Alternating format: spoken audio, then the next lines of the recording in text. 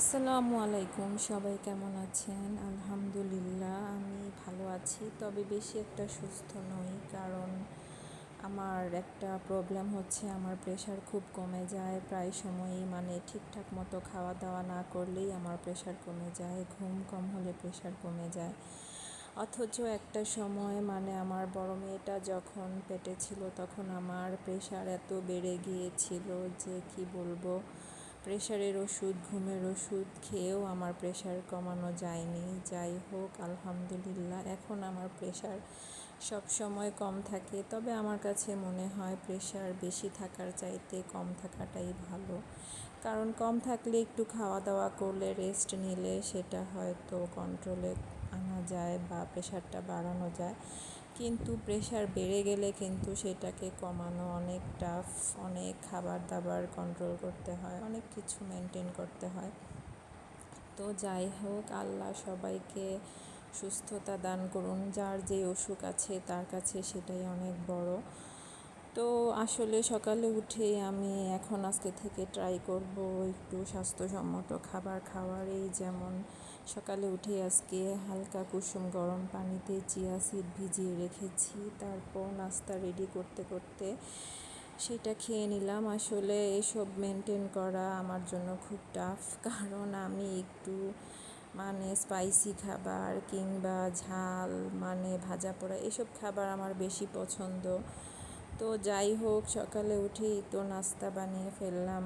এর মাঝখানে 2টা ডিম সিদ্ধ করে নিয়েছি। ডিম সিদ্ধ খেতে আমার ভালো লাগে না, মানে যখন যেটা খাওয়া উচিত সেটা খেতে আমার ভালো লাগে না। যেমন যখন প্রেশারটা অনেক কমে যায় তখন সবাই বলে স্যালাইন খাও, ডিম খাও, ঠিক হয়ে যাবে, কিন্তু তখনই আমার এই জিনিসটা খেতে ভালো লাগে না। তো যাই হোক, এই তো ডিম সিদ্ধ খেলাম, রুটি খেলাম আলু ভাজি দিয়ে, তারপর চা তো খেতেই হবে, এটাকে তো আর বাদ দিতে পারবো না। তো এখন অনেকটাই ভালো লাগছে। আসলে খাওয়া দাওয়া সবাই কন্ট্রোল করতে পারে না। অনেকে আছে সারাদিন ডায়েট করে, সারাদিন অল্প খেয়ে থাকে, কিন্তু আমি কেন জানি পারি না। আমার যেভাবে খেয়ে অভ্যস্ত আমাকে সেভাবেই খেতে হয়। তো যাই হোক, সকালের সমস্ত ঝামেলা কাজকর্ম শেষ করে এখন দুপুরের রান্না করব। তো দুপুরে রান্নার জন্য মাগুর মাছ নামিয়ে নিয়েছি। মাগুর মাছ কাটা হয়নি, তো এখন কেটে নিব। তার আগেই সমস্ত কাজকর্ম সেরে নিচ্ছি।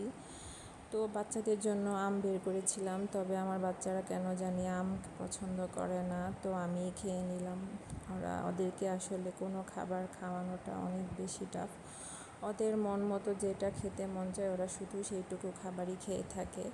বেশিরভাগ বাচ্চারাই এমনটা করে, তবে ওরা মনে হয় একটু বেশিই করে। তো যাই হোক, এই তো এখানে আমি ঘর দোর সমস্ত পরিষ্কার করে এখন এই তো কাপড় ভিজিয়ে দিয়েছি। এখানে আলু রেখেছিলাম ঝুড়িটাতে, আলুগুলো পচে গিয়েছে, একদম ঝুড়িটা নষ্ট হয়ে গিয়েছে। তাই ঝুড়িটাকে ভালো করে ধুয়ে রোদে দিয়ে দিলাম। আর ছাদে কাপড় দিয়েছিলাম, তো কাপড়গুলো উল্টে পাল্টে গিয়েছে, সেগুলো নিতে এসেছি। তো এখন রান্না বসিয়ে দিব, তার আগে থালা বাসনগুলো পরিষ্কার করে নিলাম। এই তো এখন রান্নাঘরটাও ক্লিন করে নিচ্ছি। আজকে আসলে শরীরটা ভালো লাগছিল, তাই সমস্ত কাজ একবারে শেষ করে নিচ্ছি, কারণ পরে রান্না বসিয়ে দিব। এই তো এখানে মাগুর মাছের ঝোল করব, কারণ কোনো সবজি ছিল না, তাই শুধু বেশি করে পেঁয়াজ দিয়ে ঝোল করব। শিং মাগুর মাছের আসলে ঝোল খেতেই বেশি ভালো লাগে, ভুনা খেতে ভালো লাগে না, তাই আমি একটু বেশি করে ঝোল দিয়েছি। আর এখানে প্রেসার কুকারে ডাল বসিয়ে দিয়েছি। আজকে একদম পাতলা ডাল রান্না করব। আমাদের বাসায় ডাল খাওয়াটা খুবই কম হয়, কেউই ডাল খেতে চায় না, তবে আজকে আমি পাতলা করে ডাল করছি বাচ্চাদের জন্য, কারণ বাচ্চাদেরকে কিন্তু ডাল দিয়ে ভাত খাওয়ালে কিন্তু ভালোই লাগে।